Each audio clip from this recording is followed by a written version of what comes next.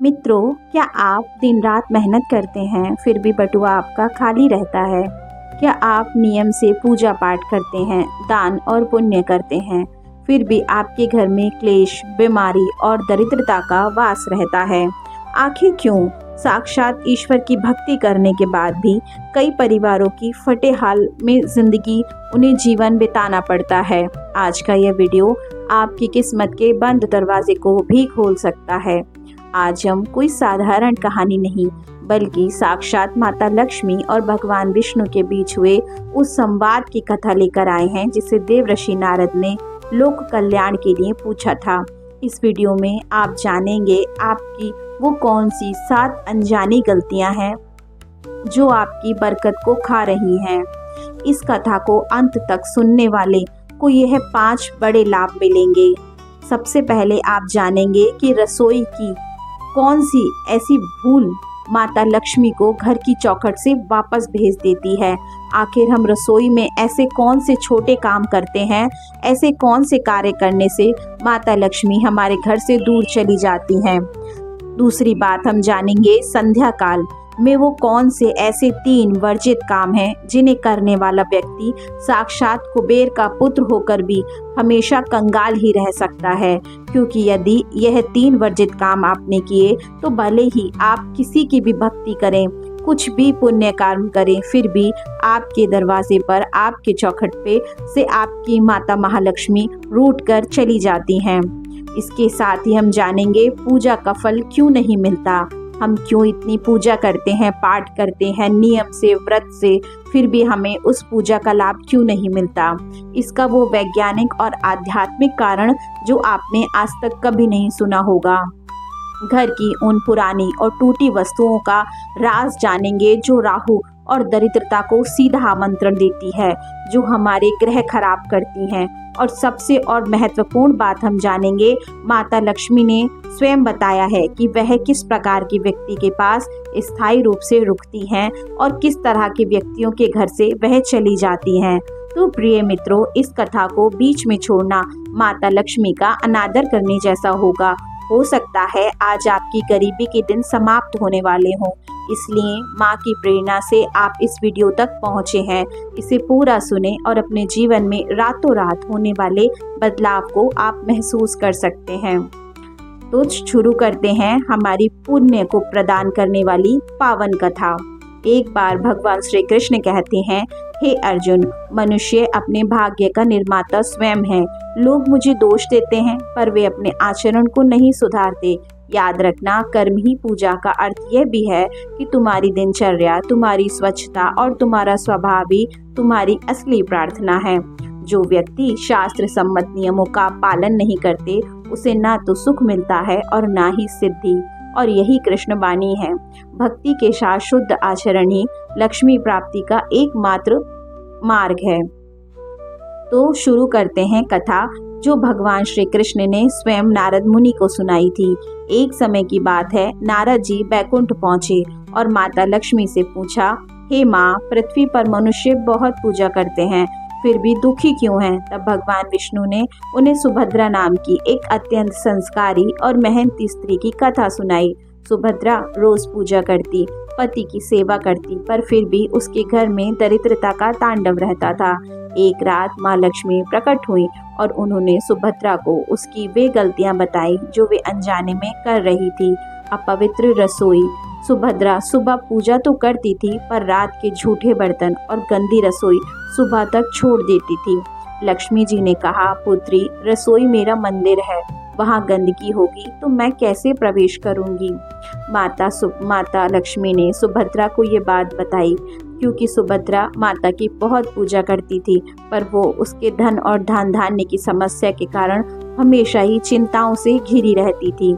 इसीलिए माता ने उसे बताया कि अपवित्र रसोई, गंदी रसोई, झूठी रसोई ही गरीबी और दरिद्रता को न्योता देती है। इसीलिए हमें कभी भी झूठे बर्तनों को रात में नहीं छोड़ना चाहिए, हमें गंदी रसोई नहीं रखनी चाहिए।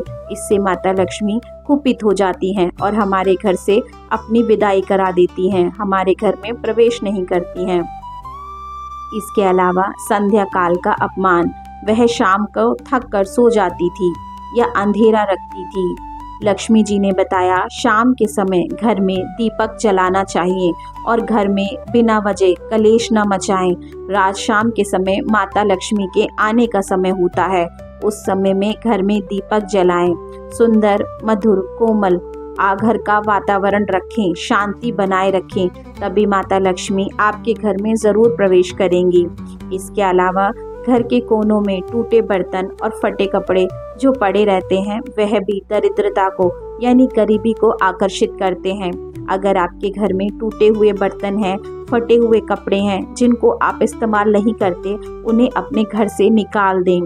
इसके साथ ही माता लक्ष्मी ने यह भी बताया, भोजन बनाते समय कभी भी क्रोध नहीं करना चाहिए या जल जाने पर रोटी फेंक देना साक्षात लक्ष्मी का अपमान है। कभी भी हमें भोजन को गुस्से में नहीं बनाना चाहिए, ना ही कभी हमें गुस्से में किसी को भी भोजन परोस कर देना चाहिए। हमेशा भोजन बनाते समय अपने मन में श्रद्धा और प्रेम का भाव रखें, क्योंकि ये वही भोजन है जिसके लिए इंसान इतनी कड़ी मेहनत करता है, और आप यदि इसे बनाते समय क्रोध करेंगे तो माता लक्ष्मी का अपमान होता है। नारद जी के पूछने पर माता लक्ष्मी ने विस्तार से बताया, संध्या के समय झाड़ू क्यों नहीं लगानी चाहिए। भगवान श्री नारद ने जब यह पूछा तब माता लक्ष्मी ने कहा, शाम का समय देवी देवताओं के आगमन का होता है। इस समय झाड़ू लगाने से घर की संचित सकारात्मक ऊर्जा बाहर निकल जाती है और आर्थिक स्थिरता खराब हो जाती है। संध्या के समय इंसान को कंघी नहीं करनी चाहिए। बाल ऊर्जा का केंद्र होते हैं। शाम को बाल संवारने से मानसिक व्याकुलता बढ़ती है और स्त्री के सौभाग्य की ऊर्जा बिखर जाती है। इसके साथ ही संध्या के समय कपड़े धोना भी वर्जित माना गया है। हमारे शास्त्रों में कहा गया है, पानी संपत्ति का प्रतीक होता है। रात के समय पानी का बहाव और शोर शांति भंग करता है, जिससे हमारे घर में धन धान्य में कमी होने लगती है। हमें धन की कमी महसूस होने लगती है। इसके साथ ही माता लक्ष्मी ने विशेष चेतावनियां भी दी हैं, जो चेतावनियों का वर्णन हमारे पुण्य पुराणों में और ऐसी बहुत सारी भगवत कथाओं में दिया गया है, जो कथाओं का श्रवण करने से हमारे घर में धन धान्य संपत्ति आती है। माता लक्ष्मी ने अपनी पवित्र वाणी में कहा है, गुरुवार के दिन, इस दिन बाल काटना, नाखून काटना और कपड़े धोना भगवान विष्णु का अपमान होता है। इसीलिए हमें गुरुवार को बाल नहीं काटने चाहिए, नाखून नहीं काटने चाहिए और कपड़े नहीं धोने चाहिए। इसी तरह शुक्रवार को काले कपड़े नहीं पहनने चाहिए। हमें शुक्रवार को महिलाओं का सम्मान करना चाहिए, क्योंकि अगर हम शुक्रवार के दिन महिलाओं का अपमान करेंगे तो माता लक्ष्मी रुष्ट हो जाती हैं, क्योंकि शुक्रवार माता लक्ष्मी का प्रिय दिन होता है। इसी के साथ मन की शुद्धि बनाए रखनी चाहिए। यदि आपके मन में ईर्ष्या, शिकायत और असंतोष है तो सोने की थाली में भी की गई पूजा भी व्यर्थ होती है।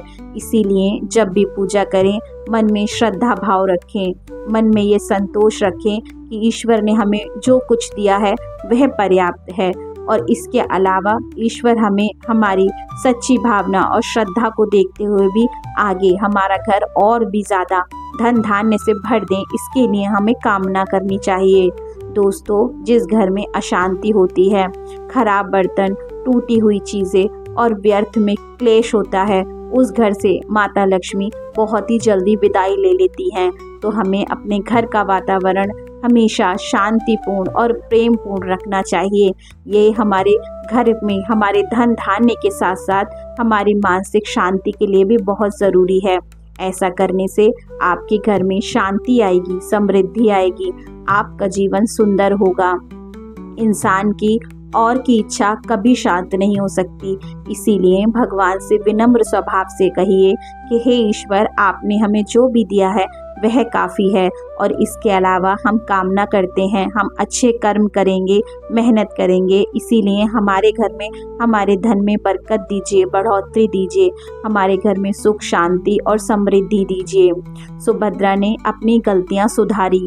ये कहानी केवल सुभद्रा की नहीं, ये कहानी हमारे बहुत सारे भारतीय परिवारों की हैं, जहाँ हम लोग भी कभी ना कभी अपनी रसोई को गंदा रखते हैं। रसोई में झूठे बर्तन रात भर पड़े रहते हैं, सोचते हैं सुबह कर लेते हैं, पर जानते हैं हमारे कर्म, हमारे आचरण ही हमारा धर्म बनाते हैं। और जब हम अपने धर्म, अपने कर्म से चूक जाते हैं, तभी हमारे घर में माता लक्ष्मी प्रवेश नहीं करती, हमारे घर की बरकत चली जाती है। स्त्री को या पत्नी को घर की लक्ष्मी इसीलिए कहा जाता है क्योंकि माता लक्ष्मी आपके घर में प्रवेश तभी करती हैं जब एक स्त्री एक शुद्ध धर्माचरण, आचरण युक्त आचरण करती है, धर्म से चलती है, अपने कर्म शुद्ध रखती है। ऐसे घर में कभी भी धन धान्य की कमी नहीं होती। ऐसे घरों में हमेशा सुख शांति रहती है। ऐसे घरों में जहाँ की पत्नी और स्त्री अच्छी होती है, ऐसे घरों की संतान भी बहुत ऊंचे ऊंचे पदों पर पहुंचती है, बहुत नाम कमाती है, रुपया पैसा बनाती है, साथ में हमेशा उसके घर में मान सम्मान समृद्धि बनी रहती है। हमेशा हमें रसोई को मंदिर समझना चाहिए क्योंकि वही एक ऐसा स्थान होता है जहाँ से हमारे पूरे घर का पालन होता है। इसीलिए हमेशा रसोई को साफ रखें, संध्या के समय दीपक जलाएं, अन्न का सम्मान करें। देखते ही देखते आपके घर की सभी दरिद्रता निश्चित रूप से दूर हो जाएगी। मित्रों, हम आज ही संकल्प लेते हैं, आप इन वर्जित कार्यों को आज ही त्याग देंगे। क्या आप तैयार हैं अपने इस घर को मंदिर की तरह बनाने के लिए? कमेंट। तो आज इस पावन कथा को सुनने के बाद अब प्रश्न केवल इतना नहीं रह जाता कि माता लक्ष्मी क्यों रूठ जाती हैं, बल्कि यह प्रश्न और भी गहरा हो जाता है कि हम क्या करें जिससे माता लक्ष्मी प्रसन्न होकर हमारे जीवन में स्थायी रूप से निवास करें।